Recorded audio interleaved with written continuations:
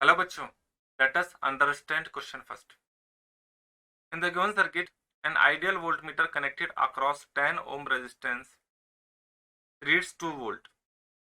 The internal resistance small r of each cell. देखो बच्चों, question क्या कहता है कि इसमें है ना, आपके पास एक फिगर है, फिगर में आपके पास रेजिस्टेंस है और 2 सेल है। ठीक है, तो आपसे पूछा है internal resistance of each cell, ये पूछा है। अब जरा देखो, ये 15 और 10 मिलकर के आपका जो है ये पैरेलल हो गया। 15 इंटू 10 अपॉन 15 प्लस 10, तो ये हो जाता है आपका कितना, 150 अपॉन 25, दैट इज 6 ओम। साथ में ये ओम इसके सीरीज में है और दोनों सेल जो है इनका कॉम्बिनेशन सीरीज में है, तो हम ऐसा लिखें इंटरनल रेजिस्टेंस आर आर हो गया 2 आर स्मॉल में, और 1.5 तो हो गया 3 ओम।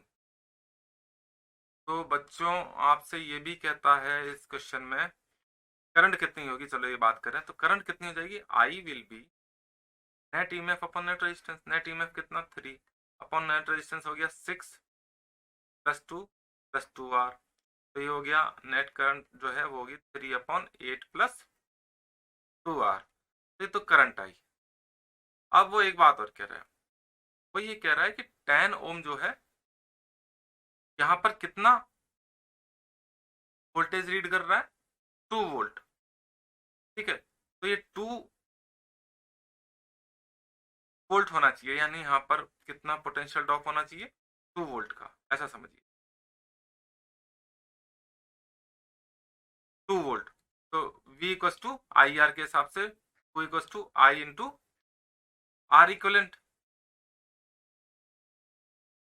आर इक्वलेंट कितना है, वो 6 ही है। चलिए तो आगे रखें, 2 इक्वस टू आई की वैल्यू रखें यहाँ से नीचे से उठा के 3 अपॉन 8 प्लस 2 आर, और आर इक्वलेंट आपका 6 है ही है। तो बच्चों सॉल्व करें इसको जरा, या 16 प्लस 4 आर इक्वस टू 18। ठीक है, 2 उधर जाएगा तो आर आ गया आपका 0.5 ओम।